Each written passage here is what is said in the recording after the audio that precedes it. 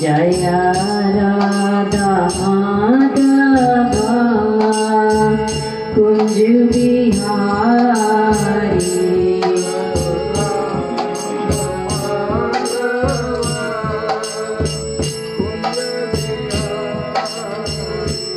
जय गोपी जन वल्लभा गिरिवरी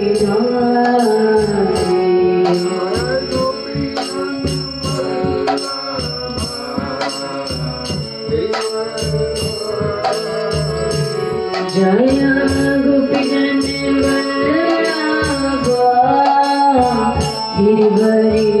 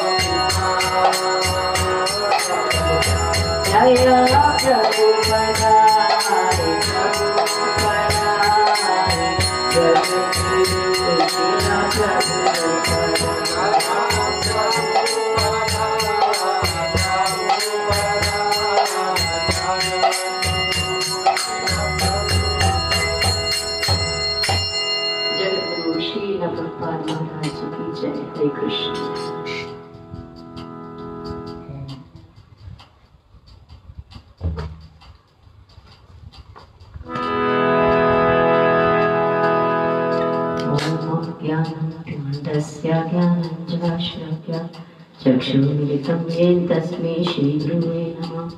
श्रीचैतन्यमनोभीष्टं स्थापितं येन भूतले स्वयं रूपा कदा ददाति सम्पदान्तिकम्। वन्देऽहं श्रीगुरु श्रीयुत्पत्कमलं श्रीगुरुन् वैष्णवाश्च श्रीरूपं सागरयातं सैनं रघुनाथं तं संजीवं साद्वैतं सावधूतं हरिजन सहितं कृष्ण चैतन्य देवं श्री राधा कृष्ण पादा सैनं ललिता श्री विशाखानितांश्च।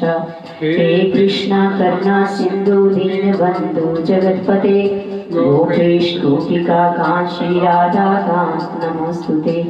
तप्त कंचन गौरंगी राधे वृंदावनेश्वरी विश्वानुसुते देवी प्रणमामि हरिप्रिये।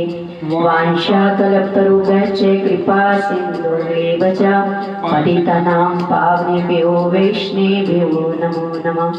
जय श्री कृष्ण चैतन्य प्रभु नित्यानंदा श्री अद्वैत गदाधर श्रीवासादि गौर भक्तवृंदा। हरे कृष्णा कृष्णा कृष्णा हरे हरे, हरे राम राम राम हरे हरे। हरे कृष्णा। जगत गुरु श्रील प्रभुपाद महाराज जी की जय। हरे कृष्णा।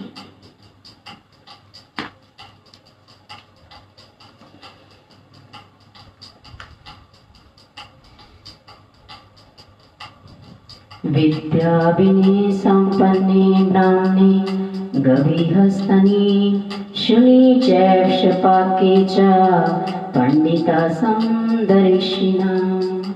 हरे कृष्णा। इस श्लोक का हिंदी अनुवाद इस प्रकार है। विनम्र साधु पुरुष अपने वास्तविक ज्ञान के कारण एक विद्वान तथा विनीत ब्राह्मण, गाय, हाथी, कुत्ता तथा चंडाल को समान दृष्टि संभाव से देखते हैं। हरे कृष्णा। इस श्लोक का तात्पर्य इस डिवाइन ग्रेस जगत गुरु श्रील प्रभुपाद जी द्वारा इस प्रकार है। इसको ध्यान से सुनने की आवश्यकता है। हरे कृष्णा। कृष्ण भावना भावित व्यक्ति जोनि या जाति में भेद नहीं मानता। सामाजिक दृष्टि से ब्राह्मण तथा चंडाल भिन्न भिन्न हो सकते हैं अथवा योनि के अनुसार कुत्ता, गाय तथा हाथी भिन्न हो सकते हैं, किंतु विद्वान योगी की दृष्टि में ये शरीरगत भेद अर्थहीन होते हैं। इसका कारण परमेश्वर से उनका संबंध है और परमेश्वर परमात्मा रूप में हर एक के हृदय में स्थित है।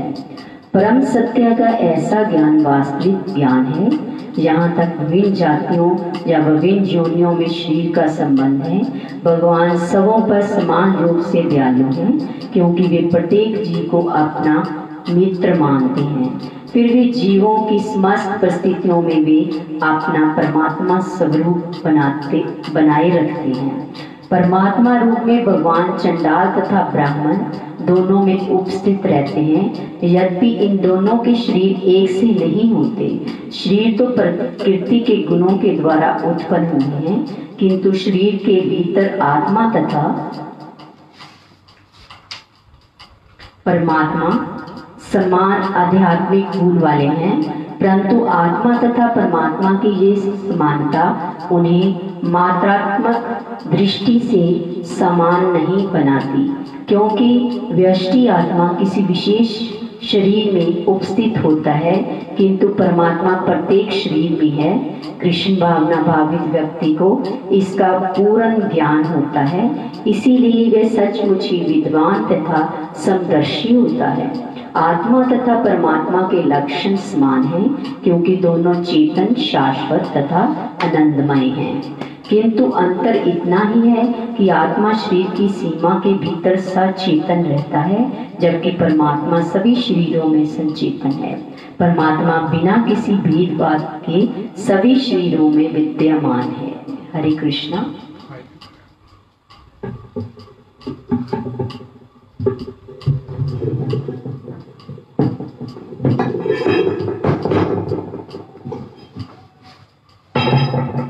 हरे कृष्णा। अभी सनातन मौनी देवी ने जो भगवद गीता का श्लोक पढ़ा, उससे पहले बड़ा सुंदर कीर्तन हुआ और तात्पर्य पढ़ा। तात्पर्य में अपने आप में सारी बातें स्पष्ट है।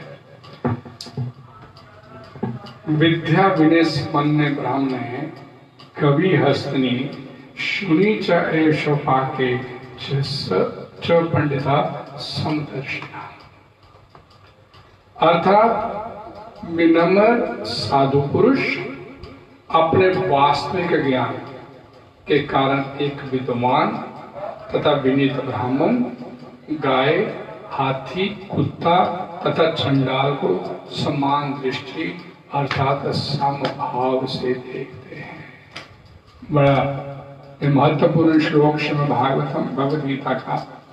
इन्हीं से आपको एक बड़ा सुंदर वाक्य श्री प्रभुपाद जी के इस लाइव में, जैसे श्री प्रभुपाद ने भी तात्पर्य में बताया आप लोगों को, बड़ी सुंदर एक बार श्री प्रभुपाद जी को मिलने के लिए उनके कमरे में एक वृद्ध व्यक्ति, उसकी एज होगी अबव 70-75, वो मिलने के लिए श्री प्रभुपाद से थे, भी भारतीय सज्जन थे, प्रभुपाद से मिलने के लिए उनके कमरे में सीधा पहुंच गए और उस व्यक्ति ने सीधा श्री प्रभुपाद से बिना कोई भूमिका बांधे सीधा पूछना शुरू किया, स्वामी जी आपको चाहिए कि आप लोगों की इतनी अधिक आलोचना मत किया करें। आप लोगों की बहुत आलोचना करते हैं, सभी को समान दृष्टि से देखो। भगवद गीता में भी लिखा है, भगवान श्री कृष्ण ने पंडिता समदर्शिना। वो वृद्ध व्यक्ति श्रील प्रभुपाद से ऐसे आके बोला, आपको सबके प्रति संभाव रखना चाहिए। श्रील प्रभुपाद जी ने उस व्यक्ति को, जो वृद्ध व्यक्ति आए थे, आदर सम्मान करते उनको अपने सामने आसन दिया, उनको बिठाया और फिर प्रभुपाद जी उससे क्या बोले। उस सज्जन ने तो बोल दिया कि पंडिता समदर्शना, भगवद गीता में भी बोला भगवान श्री कृष्ण ने संभाव होना चाहिए सभी के प्रति, और आप इतनी आलोचना कर देते हो कई बार, इसमें आपको थोड़ा संयम रखना चाहिए। तो श्रील प्रभुपाद ने क्या किया, जिस पंडिता समदर्शना की आप बात करते हैं, ये अपेक्षाकृत बड़ी ऊंची अवस्था है अध्यात्म में, श्रील प्रभुपाद जी बोले, और मैं अभी उस अवस्था तक नहीं पहुंचा हूं। बड़े विनम्र भाव से बोले प्रभुपाद जी, मैं उस अवस्था में, इतनी ऊंची अवस्था में, आध्यात्मिकता में नहीं पहुंचा हूं। ऐसी उच्च अवस्था में तुम पाप और पुण्य के कर्म का अंतर नहीं कर सकते, वो वाली स्थिति होती है ये, प्रभुपाद जी बोले। किंतु मैं कर सकता हूं, मेरे विचार में तुम पाप कर रहे हो और तुम्हें ऐसा नहीं करना चाहिए। प्रभुपाद जी ने उस वृद्ध व्यक्ति को भी ऐसे बोल दिया कि तुम लोग, मैं आलोचना उसी की करता हूं या फिर इंद्रिय तृप्ति में लगा हुआ है। इसलिए ये जीवन जो आपको प्राप्त हुआ है, इंद्रिय तृप्ति के लिए नहीं मिला है। ये अब मैं जो आलोचना करता हूं, मैं भी उस आध्यात्मिकता में ऊंची अवस्था में नहीं आया। विचार वर्ष आगे बढ़ाते हुए प्रभुपाद जी अपनी बात के समर्थन में विभिन्न आचार्यों को उदाहरण देते रहे, और प्रभुपाद ने कहा कि मेरी जो भगवद गीता है और अपने आचार्यों द्वारा कही गई बातों के आधार पर मैं अपनी बात पर हमेशा दृढ़ रहता हूँ। मैं इसीलिए आप लोगों की आलोचना करता हूँ कि मेरे आचार्य ने जो मेरे को सिखाया है, और मैं अपने आचार्यों के कथनानुसार अपना जीवन यापन कर रहा हूँ। मैं आलोचना करता हूं तो मेरे आचार्यों ने बताया है कि किसी व्यक्ति को अध्यात्म की तरफ लेकर चलना है तो उसे ढंग से लेके चलो। श्रील प्रभुपाद जी बोले, अपने आचार्यों के कथनों के आधार पर मैं अपनी बात की पुष्टि भी करता हूं कि मैं सही बोलता हूं। श्रील प्रभुपाद जी इस तर्क वितर्क को जारी रखते हुए उस वृद्ध पुरुष ने प्रभुपाद से कहा, इसके अतिरिक्त आपने किया ही क्या है? अब बात और बढ़ गई। इसके अतिरिक्त आपने किया ही क्या है? आप अपने पूर्ववर्ती आचार्यों के कार्यों का केवल अनुसरण ही तो कर रहे हो। आपने स्वयं क्या किया है? क्या किया आपने स्वयं? उस वृद्ध पुरुष ने कहा। अब जरा ध्यान से सुनिए, श्रील प्रभुपाद ने फिर उसी विनम्र तक उस वृद्ध पुरुष को क्या जवाब दिया? मैंने स्वयं कुछ नहीं किया है, मैंने स्वयं कुछ नहीं किया। मैं तो साधारण रूप से अपने उन आचार्यों का अनुसरण मात्र कर रहा हूं। मेरा योगदान केवल इतना ही है, मेरा योगदान केवल इतना ही है कि मैंने उन लोगों द्वारा दिया गया ज्ञान, जो मेरे आचार्यों ने मेरे को ज्ञान दिया, उसको विश्व के कोने कोने में मैंने उपलब्ध करवाया और वो भी बिना किसी भेदभाव के मैंने सभी को कृष्ण चेतना समान रूप से प्रदान करने की कोशिश की है। शिला प्रभुपाद जी बोले, और मेरी केवल यही योगदान है, यही मेरे पंडिता समदर्शना की व्याख्या भी है। मैंने कृष्ण कॉन्शियसनेस, कृष्ण भावना अमृत का प्रचार देने के लिए मैंने कोई भेदभाव नहीं किया कि काले को दे दिया, गोरे को नहीं दिया, अमीर को दे दिया, गरीब को नहीं दिया, अनपढ़ को नहीं दिया, पढ़े लिखे को दे दिया। मेरे लिए पंडिता समदर्शन की व्याख्या यही है। श्रील प्रभुपाद जी उसी तरह विनम्र भाव से उस वृद्ध पुरुष को, जो बड़ी तीखी प्रभुपाद जी की आलोचना करने के मूड में आया था, तर्क वितर्क कर रहा था, प्रभुपाद जी उस व्यक्ति से बोले कि मेरे लिए यही पंडिता समदर्शना है। अपने इन्हीं शब्दों के साथ प्रभुपाद जी ने उसको और कुछ बोलने के लिए मुंह खोला तो वो व्यक्ति तुरंत बोला प्रभुपाद जी के चरणों में गिरते हुए, मैं आपकी गलत आलोचना कर रहा था, आप वास्तव में सही हैं। और उस कमरे से बाहर निकलते हुए उस व्यक्ति ने अपने ऊंचे स्वर में अपने आप से कहा कि कितनी अद्भुत बात है, कितनी अद्भुत बात है कि वे कृष्ण भावना अमृत का प्रचार प्रसार करने के लिए सभी के प्रति संभाव रखते हैं, समान दृष्टि रखते हैं। ये है पंडिता समदर्शिना। कलयुग में कोई भेदभाव नहीं किया गया, एक को दे दिया दूसरे को नहीं दिया। जो नाराज हो गया प्रभुपाद जी उसे भी मनाने के लिए गए। ये है पंडिता समदर्शिना। जिसकी समझ में नहीं आया उसने 10 बार पूछा तो प्रभुपाद जी ने 10 बार उसका जवाब दिया। अपनी इस मामले में कृष्ण भावना अमृत का प्रचार प्रसार करने के मामले में श्रील प्रभुपाद जी ने अपना धैर्य और संयम नहीं खोया। श्रील प्रभुपाद बोलते ये मेरे लिए पंडिता समदर्शना है। और यहाँ पर बोला गया विद्या विनय संपन्ने ब्राह्मणे गवि हस्नी शुनि च एष पाके जो पंडिता समदर्शन। ध्यान से समझिए, विद्या विनय संपन्न ब्राह्मण। ब्राह्मण के लिए इस श्लोक में भगवान श्री कृष्ण ने विशेष करके 2 विशेषण दिए। क्या विशेषण? एक तो विद्या, शिक्षित होना चाहिए, पढ़ा लिखा होना चाहिए, और दूसरा विनय, विनम्रता उसके अंदर होनी चाहिए। उसके अंदर विनम्रता होनी चाहिए। विद्या युक्त और विनय युक्त ऐसा ब्राह्मण विद्वान भी है, और विनम्र स्वभाव वाला। ब्राह्मण होने से वे जाति से तो ऊंचा है, साथ ही साथ विद्या और विनय से भी संपन्न है। ये ब्राह्मणता की पूर्णता है।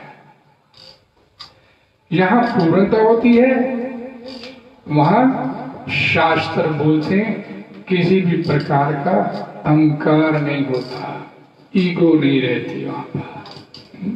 जैसे कि श्री श्री शिक्षा अष्टकम में बोला है, त्रिनादपि सुनीचे तरोरपि सहिष्णुना।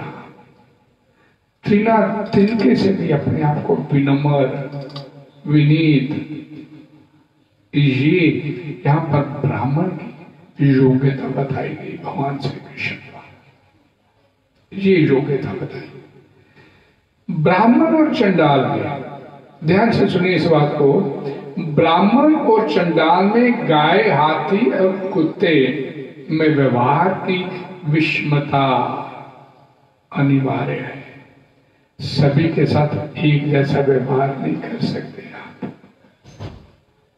आप सभी के साथ एक जैसा व्यवहार नहीं कर सकते। इनमें समान बर्ताव, समान व्यवहार शास्त्र भी नहीं कहता है, और उचित भी नहीं, और कर भी नहीं सकते आप। उचित भी नहीं है और इसे कर भी नहीं सकते हैं आप। इस ध्यान से समझिए। जैसे आप पूजा कर सकते हो विद्या विनय संपन्न ब्राह्मण की, चंडाल की पूजा नहीं कर सकते आप। गाय का दूध पी सकते हो, कुतिया का दूध नहीं पी सकते आप। इस बात को भी ध्यान से समझिए। यहाँ पर भगवान श्री कृष्ण क्या बोलते हैं और किस भाव से बोलते हैं। और सवारी हाथी की जा सकती है, कुत्ते की नहीं की जा सकती। इसलिए समान व्यवहार शास्त्र भी आपको एलो नहीं करते, इजाजत नहीं देते इस बात। इन सभी जीवों का उदाहरण देते हुए भगवान ये कहते हैं कि इनमें व्यवहार की क्षमता संभव न होने पर भी तत्वता सब में एक ही परमात्मा परिपूर्ण है। इनमें एक ही परमात्मा परिपूर्ण है सभी में। जितने भी शरीर बोलेंगे इनमें समानता क्या है? ये सभी भगवान के अंश हैं।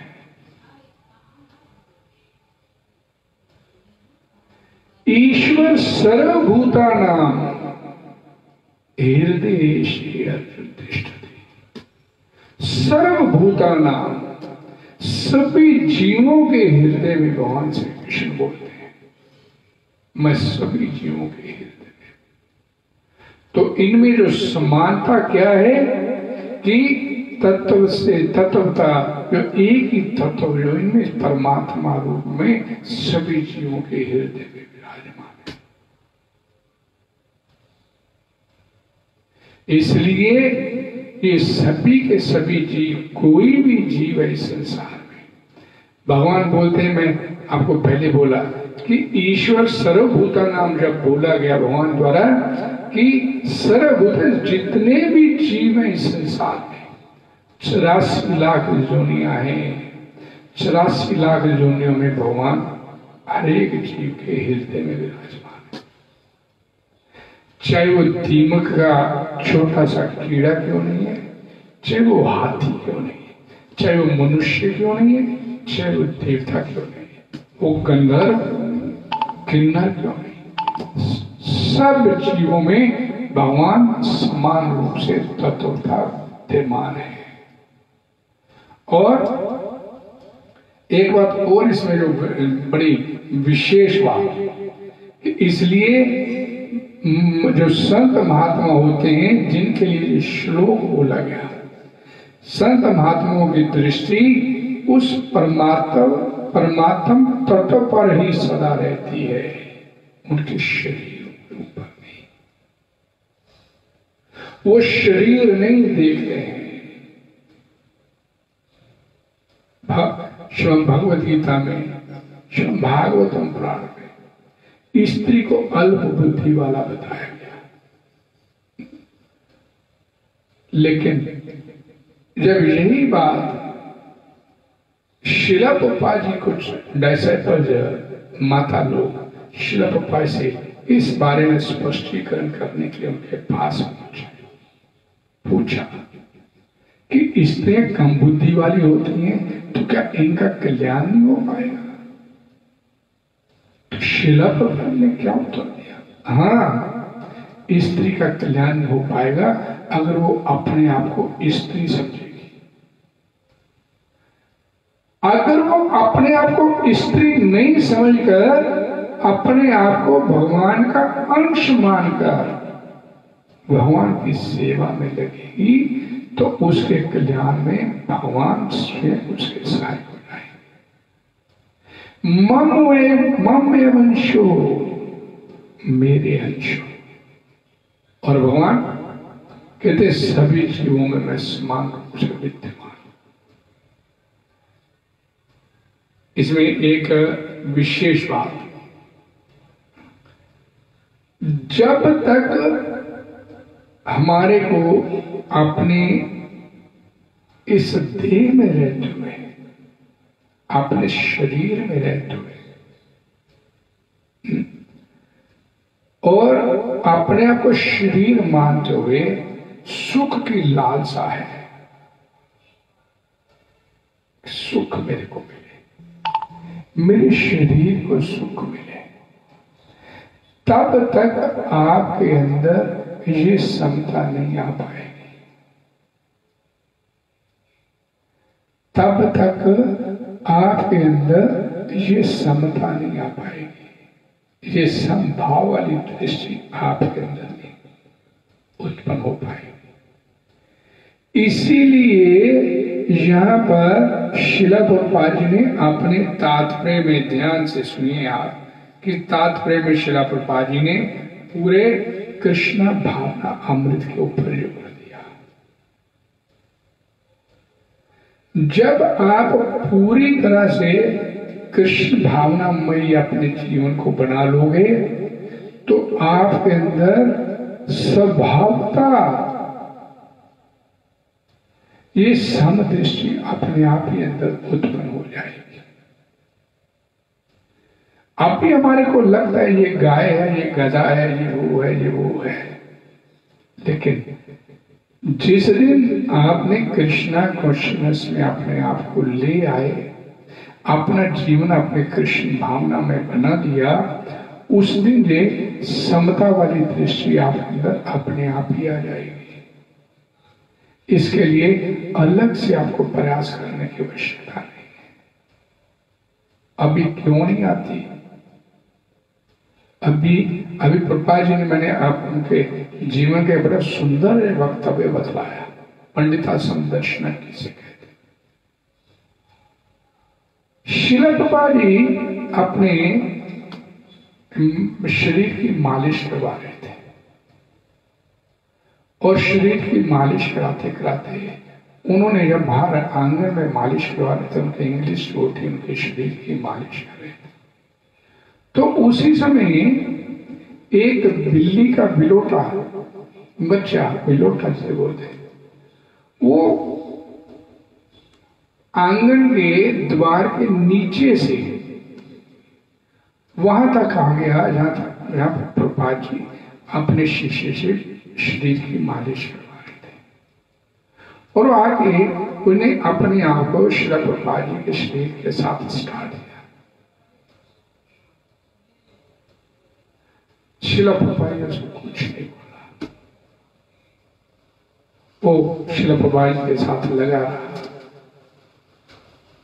और उनके जो सेवक थे उनके शरीर के मसाज कर रहे थे, उन्होंने उसे हटाया तो शरीर नहीं, इसे रहने दो। जब थोड़ी देर बाद उनके शरीर का मालिश समाप्त हो गया तो श्रील प्रभुपाद जी उठ गए, तो बच्चा अपने वहां से बाहर चला गया। तो उनका जो सेवक था वो, उसने उस समय, उनकी ये बायोग्राफी में वर्णन आता है इस बात का कि उसने ये शब्द बोले कि ये बिल्ली का बिलोटा एक पशु जानवर, जो जानवर था वो एक संत की, एक विशुद्ध संत के आशय को प्राप्त करना चाहता था, और श्रील प्रभुपाद जी ने उसे कुछ नहीं बोला।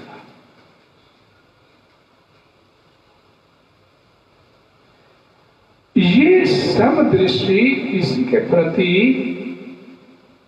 उसके करुणा का जो भाव होता है, ये कृष्ण भावना में जीवन बिताने वाले के जीवन में पैदा हो सकता है और किसी के जीवन, क्योंकि जब तक हमारे अंदर इस शरीर को सुख देने की ललक बनी रहेगी, लालसा बनी रहेगी, और अपने जीवन के सारे कार्य हम अपने आप को शरीर मानकर करते रहेंगे, तो ये दृष्टि भी पैदा नहीं हो पाएगी।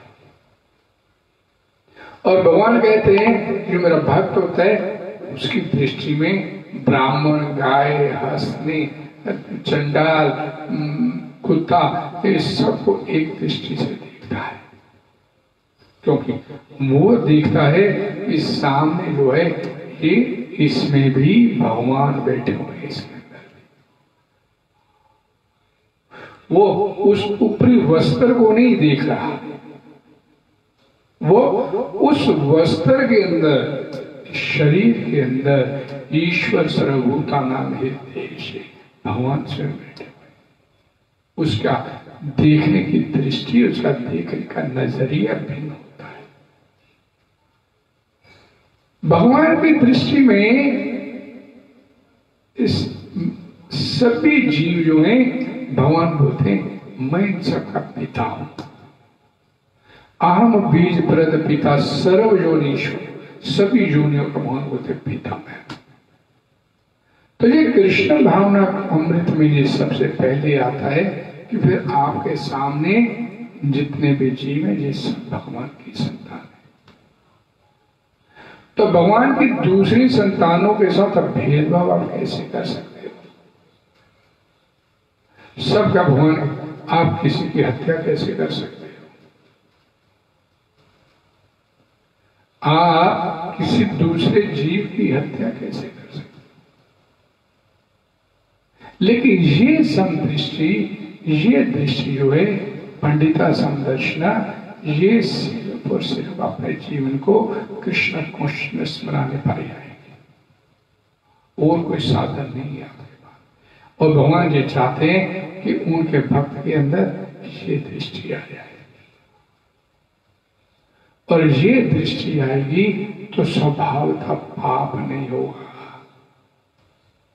पाप वो कर ही नहीं पाएगा, और सभी जीवों के प्रति सबसे बड़ा हितैषी बन के आएगा।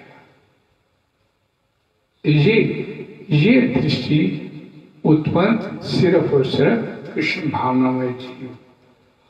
हरे कृष्णा।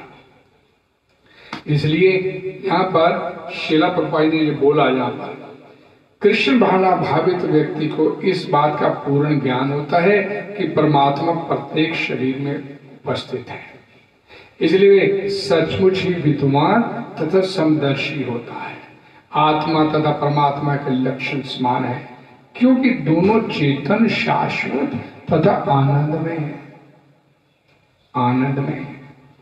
किंतु अंतर इतना ही है कि आत्मा शरीर की सीमा के भीतर सचेतन रहता है, जबकि परमात्मा सभी जीवों के अंदर सचेतन होता है। इसलिए ये जब ये लगन लग जाए हमारे अंदर कृष्ण भावना अमृत की, हृदय से ये लगन लग जाए कि मैंने भगवान की सेवा करनी है, तो स्वभावतः आप दूसरों को कभी भी दुख देने की बात आपके मन में नहीं आएगी। भक्त क्या होता है? सर्वभूत ही दे रहा था, दूसरे लोगों का कल्याण कैसे हो जाए, दूसरे लोगों को कैसे सुख शांति प्राप्त हो जाए, उसके लिए सदैव अपने हृदय में इस बात का चिंतन करता रहता है।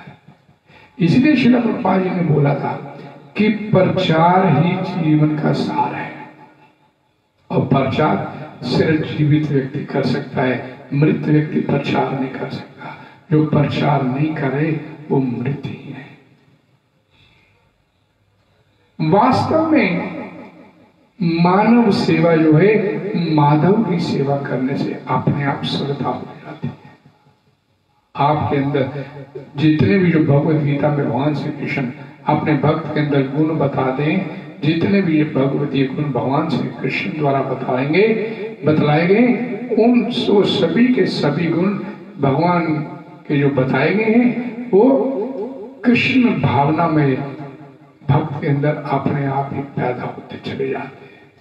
इन गुणों को प्राप्त करने के लिए अलग से प्रयास करने की आवश्यकता नहीं होती है।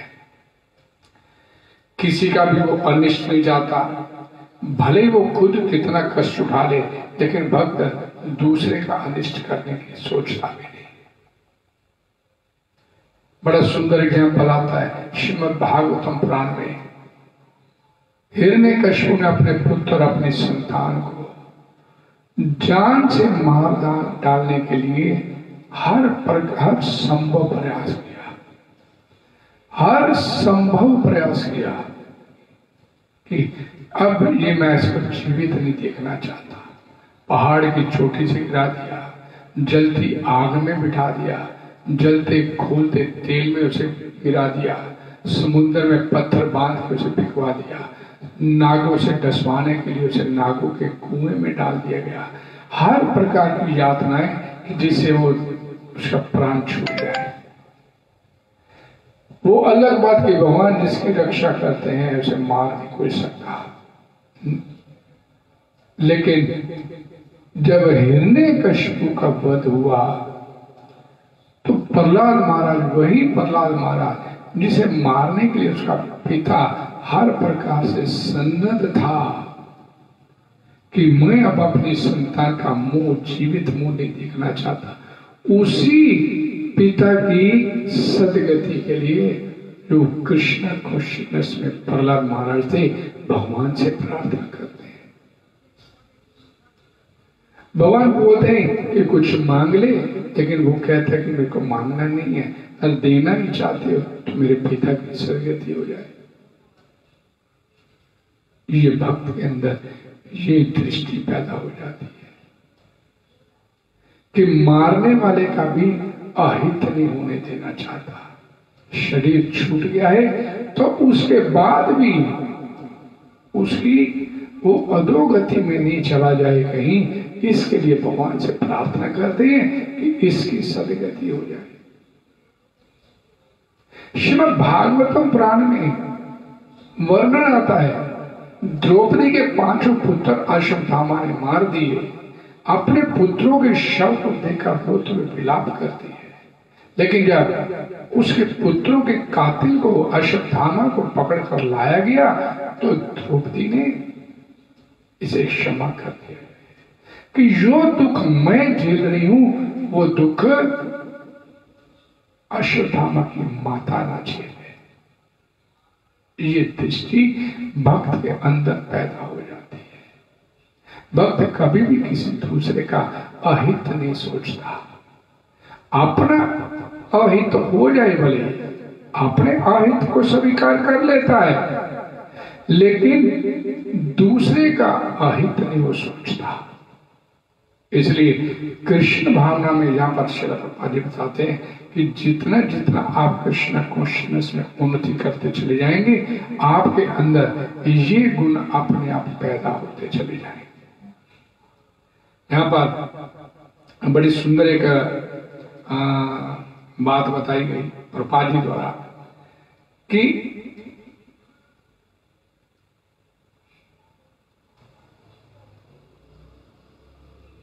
ब्राह्मण, चंडाल, गाय, हाथी, कुत्ता,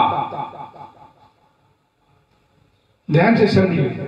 यहाँ पर जिन 5 जीवों का यहाँ पर वर्णन भगवान श्री कृष्ण करते हैं, इस सभी के सभी प्रतिपल प्रतिक्षण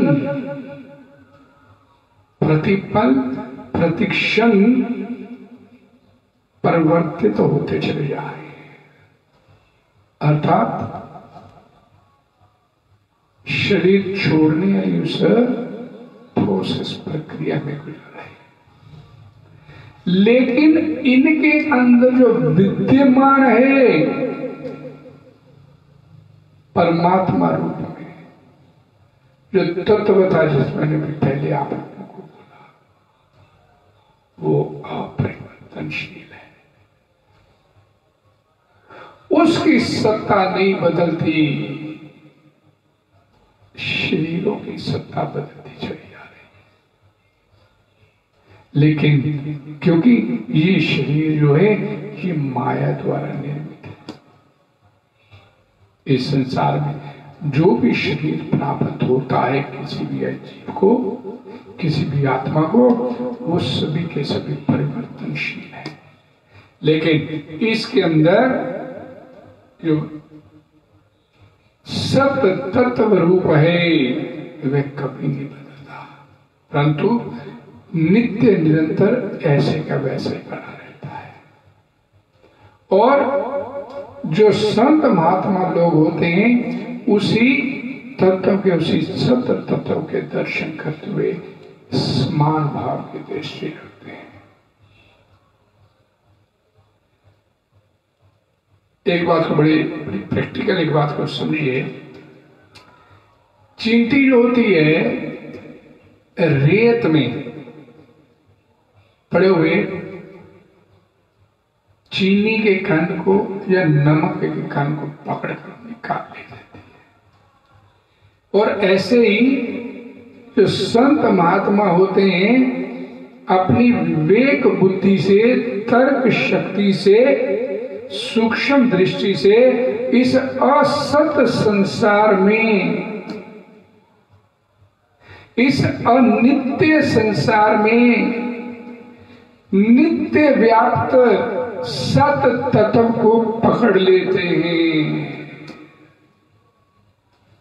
हम नहीं पकड़ पाते, वो पकड़ लेते हैं। हमारे को ये सारे, ये वर्मा जी, ये गाय है, ये शर्मा, ये मल्होत्रा, ये है, वो है, ये दिखते रहते हैं। और हम इन शरीरों को पकड़ के बैठे हुए हैं और इन शरीरों के साथ संबंध मानकर बैठे हुए हैं। कितनी हमारे जीवन की विडंबना है। लेकिन जो महात्मा लोग होते हैं, पंडिता समदर्शिना, वो इस असत, इस अनित्य संसार में व्याप्त सत तत्व को पकड़ लेते हैं और हम उस सत तत्व को नहीं पकड़ पा रहे हैं। हमें सामने स्त्री दिखती, पुरुष दिखता है। जब शुकदेव गोस्वामी अपने पिता व्यासदेव जी की कुटिया को छोड़कर निकल गए कि मैं इस मायावी संसार के चुंबल से अपने आप को बचाना चाहता हूं, तो रास्ते में कुछ नगन स्त्रियां नहाती चली जा रही थी तालाब में। और शुकदेव गोस्वामी 16 वर्षीय बालक और एकदम नंग धड़ंग, कोई वस्त्र नहीं पहने, उनके सामने से होकर चले गए। लेकिन वो स्त्रियां वहां पर स्नान करती रह गई। लेकिन जब वही शुकदेव गोस्वामी का पिता महर्षि व्यासदेव उस रास्ते से अपने पुत्र को पुकारते हुए जा रहे थे, तो उन नगन स्त्रियों ने नहाते हुए व्यासदेव जी को आते हुए देखा, तो उन्होंने तत्काल अपने अपने वस्त्र धारण कर लिए।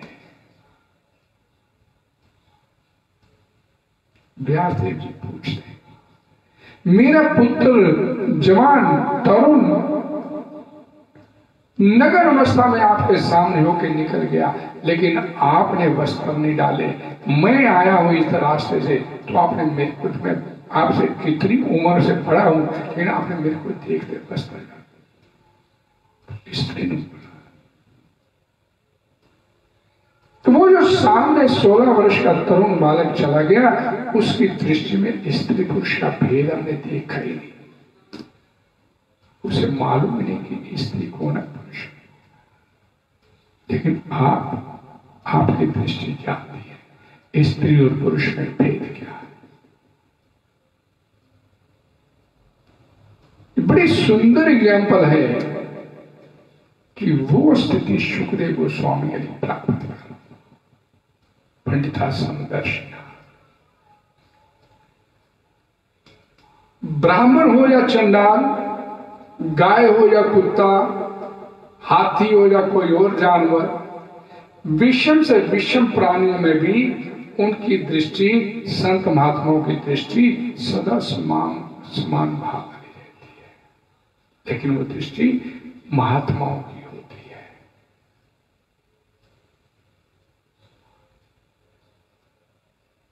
ये दृष्टि हमारी समदर्शना बन सकती है एक ही कंडीशन पर, अपने आप को कृष्णा कॉन्शियसनेस में लेकर आना। कृष्ण भावना में जीवन बिताना। और कृष्ण भावना में जीवन बिताने की शुरुआत शिला प्रभुपाद जी होते थे, सबसे सरल है। वो शुरुआत कैसे होती है? हरे कृष्णा कृष्णा कृष्णा हरे हरे, हरे राम राम राम हरे हरे। मात्र इस मंत्र का उच्चारण करने से, मात्र इस मंत्र का उच्चारण करने से, श्रील प्रभुपाद जी विदेश गए तो यही एक मंत्र अपने साथ, और अपनी वहां पर उस नर्क की राजधानी न्यूयॉर्क में, वहां पर उन्होंने इसकी शुरुआत अपने इस कृष्ण कॉन्शियस जीवन की शुरुआत वहां पर उन्हें इसी मंत्र के साथ पार्क में बैठते थे अकेले, हाथ में करताल होती थी और सिर्फ हरे कृष्ण महामंत्र का पेड़ के नीचे बैठ के कीर्तन करते थे अकेले। कहां लोगों के पास वहां फुर्सत थी, जिनका जीवन मांसाहार, जुआ खेलना, नशा करना और इलिसिट सेक्स जिनकी आम दिनचर्या थी, उन लोगों के पास इस हरे कृष्ण महामंत्र को सुनने का समय कहां था। लेकिन प्रभुपाद जी ने एक बड़ा सुंदर स्लोगन दिया, प्योरिटी इज द फोर्स। आप में शुद्धता है तो दुनिया आपके पीछे चल पड़ेगी। और शिला प्रभुपाद जी एक विशुद्ध आत्मा सिर्फ जीवों का कल्याण करने के लिए भगवान द्वारा भेजे गए। अकेले बैठ के हरे कृष्ण महामंत्र का कीर्तन करते हैं और कितने दिन हो गए, महीना निकल गए और सोच रहे हैं कीर्तन हरे कृष्ण महामंत्र का कर रहे हैं, और लेकिन कीर्तन जीवा से कीर्तन करें और सोच रहे भगवान श्री कृष्ण के बारे में, और सोच कर रहे कि इतनी देर होगी मैं यहां पर आया हुआ हूं और मैं रोजाना यहां पर आकर कीर्तन करता हूं, लेकिन कोई भी मेरे साथ आके जुड़ा नहीं। मैं रोज आता हूं, कीर्तन करता हूं, चला जाता हूं। कैसे? कोई तो कारण होगा। बोलते सर्व कारण भगवान है, भगवान की मर्जी में पता नहीं था, भगवान मेरे को यहां पर लेकर आए हैं, भगवान की मर्जी से आए, गुरु के आदेश का पालन करने के लिए भगवान की कृपा से आया। तो कोई तो कारण होगा जो मेरे को भगवान ने यहां पर लाकर बिठा दिया है।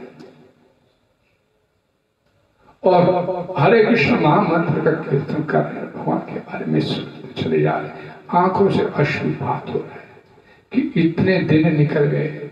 सोचते थे कि वृंदावन में बैठा था तो भजन करता था, यहां पर भगवान ने बैठा तो कोई तो प्रयोजन होगा। कब वो प्रयोजन होगा, कब भगवान मेरे पर कृपा करेंगे? और ऐसा सोचते सोचते उनका तार भगवान के साथ जुड़ा हुआ,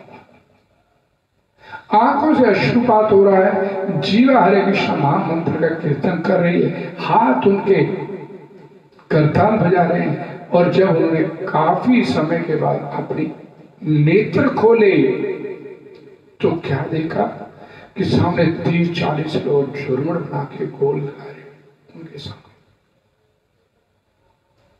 और बड़े चुप शांत भाव से और सुन रहे हैं। शिला प्रभुपाद जी को सुन रहे हैं, उस हरे कृष्ण महामंत्र को सुन रहे हैं। प्रभुपाद ने आंखें खोली, इतने लोगों को देखा, तत्काल आंखें बंद कर लिया। भगवान का धन्यवाद, इतने लोग भेज दिए। धन्यवाद करने के बाद शिला प्रभुपाद ने फिर नेत्र खोले, कीर्तन समाप्त किया और सभी से पूछने लगे, मैं जो बोल रहा था आपको समझ में आया? तो सभी ने नकारात्मक से गिरा, नहीं आया समझ में। तो फिर अब क्यों खड़े यहाँ पर? आपको समझ में नहीं आ रहा मैं जो बोलूं, जो आप बोल रहे हैं बड़ा सुंदर, बड़ा अच्छा लग रहा है। और बोल क्या रहे थे? हरे कृष्ण महामंत्र। जो अब बोल रहे हैं उन लोगों ने बोला ये बड़ा अच्छा लग रहा है, कानों को सुनना अच्छा लग रहा है। हमारे आचार्य बोलते अभी ने बोले मेरे आचार्यों ने जो सिखाया मैंने वही किया, सभी को समान रूप से बांटा। गोलोक रे प्रेमधन हरि नाम संकीर्तन। ये हरि नाम जो है, ये हरे कृष्ण महामंत्र जो है, ये इस धरा की वस्तु नहीं है। गोलोक रे प्रेमधन, ये गोलोक धाम, कौन सा धाम? उन लोगों ने बोले ये सुनने में बड़ा अच्छा लग रहा है। तो श्रील प्रभुपाद जी बोले अब बैठो, मैं आपको इसका अर्थ समझाता हूं। और श्रील प्रभुपाद जी ने उनको अर्थ समझाया और फिर उनको न्योता दिया कि आप, मैं यहां पर इस स्थान पर रुका हुआ, आप अगर स्पिरिचुअली कोई इंक्वायरी करना चाहते हैं, कोई क्वेरीज है आपके माइंड में, तो आप मेरे पास आइए। सभी लोगों ने सुना और चुपचाप चले गए, लेकिन 2 लोग वहां पर आए प्रभुपाद जी को सुनने के लिए, उनके बताए गए एड्रेस पर। और फिर 2 से 4 हुए, 4 से 40 हुए, 40 से 4000 हुए, और ये काफिला बढ़ता बढ़ता पूरी दुनिया में एक विश्वव्यापी आंदोलन बन गया। कैसे बना? Purity is the force. प्रचार करने वाले में शुद्धता है तो दुनिया पीछे चल पड़ती है। पापा जी ने जो 2 स्लोगन दिए, books are the basic and purity is the force. Crystal clear philosophy Prabhupada ji की। और प्रभुपाद जी कहा करते थे कि बाहरी तौर पर मेरी इस संस्था को कोई नुकसान, क्योंकि मैंने जो फिलोसफी दिया है एकदम क्रिस्टल क्लियर है, इस फिलोसफी को कोई चैलेंज नहीं कर सकता। अपने जीवन में उतारिए इस हरे कृष्णा महामंत्र को। मैं हमेशा आप लोगों से बोलता हूं, 2 माला 4 माला का जाप प्रतिदिन अपने जीवन में इसे करना शुरू कीजिए। और मैं तो सिर्फ आप लोगों को बोलता, सिर्फ 15 दिन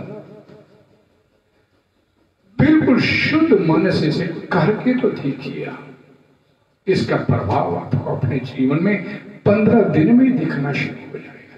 लेकिन करना पड़ेगा प्रीति से, अपनी जीवा से बोलिएगा इस हरे कृष्ण महामंत्र को, और अपने बोले हुए शब्दों को अपने कानों से सुनने का प्रयास कीजिए। जीवन बदलता चला जाएगा, आप लोगों का जीवन बदल जाएगा। 15 दिन करके देखिए हरे कृष्ण मंत्र। और जो मंत्र करते करिए, उसे कोई नहीं रोकता, करिए जो आप करते साधना, लेकिन अपने जीवन में हरे कृष्ण महामंत्र को ऐड करके देखिए, सिंपली ब्लिसफुल जीवन होता चला जाएगा। हरे कृष्ण। आप सभी का बहुत बहुत धन्यवाद। कल फिर मिलेंगे इसी समय, संध्या समय, शाम को 5 बजे। धन्यवाद। हरे कृष्णा कृष्णा कृष्णा हरे हरे, हरे राम राम राम हरे हरे। जगत गुरु श्री प्रभुपाद की जय। आपसे एक बार फिर प्रार्थना करूंगा, अपने परिवार के साथ बैठ के, अपने परिवार के सदस्यों के साथ बैठ के, एक जीवन जो आपको मिला है, अनमोल जीवन आपको जो प्राप्त हुआ है, इसका सदुपयोग करने का प्रयास कीजिए। इस संसार में आए हैं तो सिर्फ उसका भजन करके इस दुखालयम संसार से बाहर निकलने के लिए आए हैं। भगवान द्वारा दी गई इस स्वतंत्रता का सदुपयोग कीजिए, अपने परिवार के साथ बैठे। धन्यवाद।